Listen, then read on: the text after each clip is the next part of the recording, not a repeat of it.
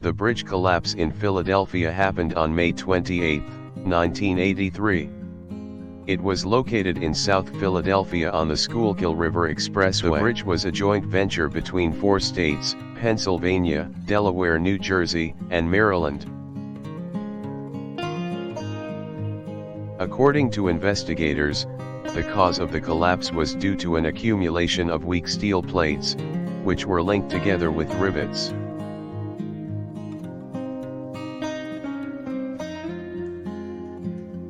The bridge was designed by engineer Yoram Summit but was approved and passed inspection by officials. The collapse of the bridge resulted in several fatalities and 77 people were said to be injured. After the collapse, a search and rescue was conducted by the Philadelphia Fire Department and police to reach any survivors who were trapped in the debris.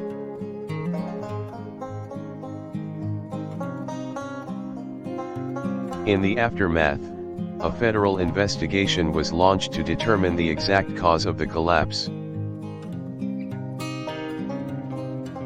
It was concluded that the bridge was ill-constructed and the report blamed engineers for relying on subpar steel and inadequate maintenance. Lawmakers instated tighter regulations for inspecting and monitoring bridges to prevent such disasters from happening again. Whistleblowers came forward and provided evidence that something could have been done to avert the tragedy. The government swore to take all necessary steps to prevent another collapse and launched a public service campaign about bridge safety.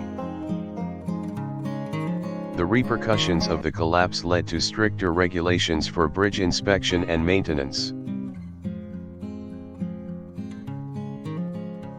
The bridge collapse in Philadelphia changed the way bridges were built and maintained.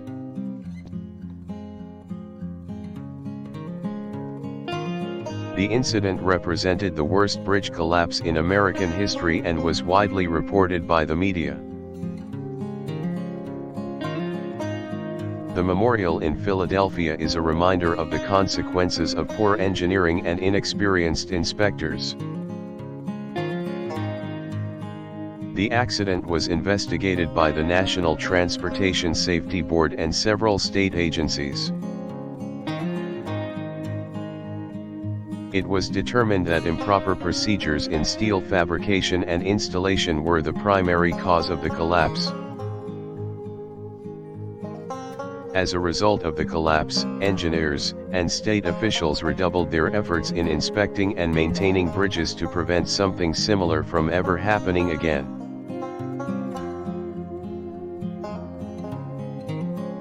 Several lawsuits were filed in the wake of the bridge collapse as relatives of victims sought retribution.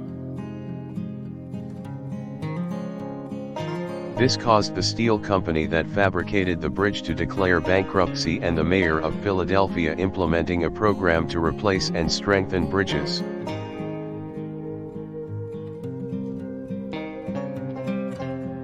The bridge collapse in Philadelphia prompted major safety reforms in the regions affected by the disaster, as well as nationwide. The collapse debunked certain industry practices that had long been accepted as standard procedures. In January 1984, the National Transportation Safety Board announced the results of its official investigation into the collapse. The investigation revealed that substandard materials and details had been used to build the structure and that the proper inspections had not been conducted.